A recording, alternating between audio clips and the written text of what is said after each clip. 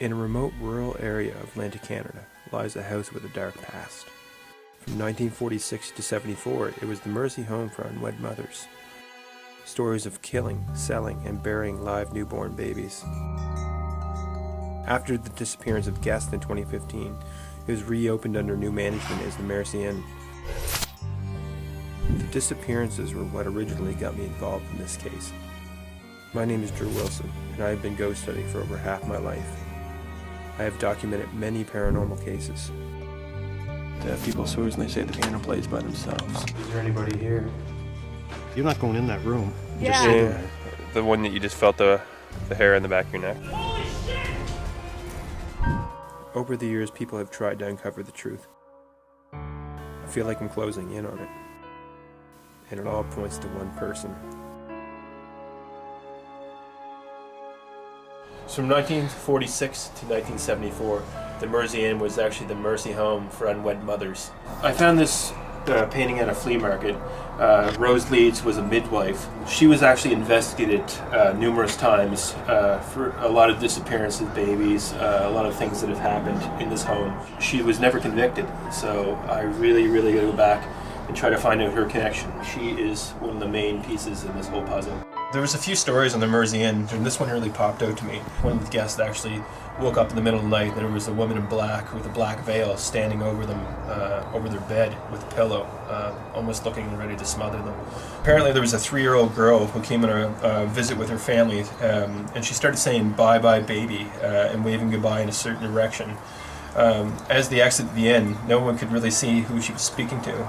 People have been hearing children crying in the corridors when there was no children actually present at the inn. I reached out to the current manager of the Mersey Inn, Con Seidel, who agreed to talk with me. Hey, how you doing? Good, how are you? Not too bad. I heard a story that there's a dead baby cemetery on the property. So is this a thing? A lot of it's just rumor and hearsay. But is there anything going on there? Did you see any indentations, any kind of obvious markings? I don't know anything about that. I heard some stories, some of the guests here having some horrible paranormal experiences throughout the nights. A lady in a black veil that stands over them with a pillow. No, there's nothing like that. I don't really know anything about the guest that disappeared 3 years ago. The place isn't haunted. The only hauntings going around here is my deer. They keep eating my garden. So is there any way we could take a little look inside? Yeah. I can't let you wander around the property, but good luck in your investigation. Have a nice day.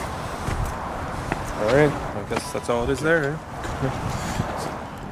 So I talked to the new owner, Con, and he obviously didn't want to give me any information. So I arranged a little chat with his daughter, Lee. I'm hoping she maybe has some insight to it, and we can get some more information that he's not given us. I appreciate you coming out to see me. Your dad was a little on the silent type. Maybe give me some insight. Have you had any experiences or anything ever happened to you in the inn? Yeah, well, I mean, I live here in town, so I've heard all the stories of when it used to be the Mersey home, but since Dad bought the inn, he said there haven't been any goings on. I believe him, but everyone still talks about all the stuff that used to happen, and I don't like to sleep there anymore. There's been some rumors of a dead baby cemetery up there. Have you ever explored anything like that, or ever seen anything up in the woods hidden away? No, I don't want to go in those woods. It's a huge property, and I'd certainly never go in those woods alone. So, have you heard any interesting stories, anything that's really terrified you in any way? Well, one of the ones I keep hearing from around town, and I mean, I don't know if it's true, but I guess a pregnant woman and her husband were staying here, and while they were here, everything seemed normal. They checked in, checked out, but after she left, a couple of days later, she went for her next ultrasound, and they saw something that was just not normal. It's terrifying. After talking with Lee and hearing about the ultrasound, I tracked down that very guest and asked what really happened during their stay. So you stayed at the Mersey Inn a little while back. What was your experience at this place? I had looked at pictures. When we arrived, the grounds were amazing. We actually picked it to celebrate our 6-year wedding anniversary. We had just gotten our ultrasound, and it was our first trimester ultrasound, and the baby was healthy, and we had a lot to celebrate. And the first day was great until I went to sleep that night, and I had the worst dream I've ever had in my life. I was killing my baby in it. with a hammer. I was beating the baby's head in with a hammer.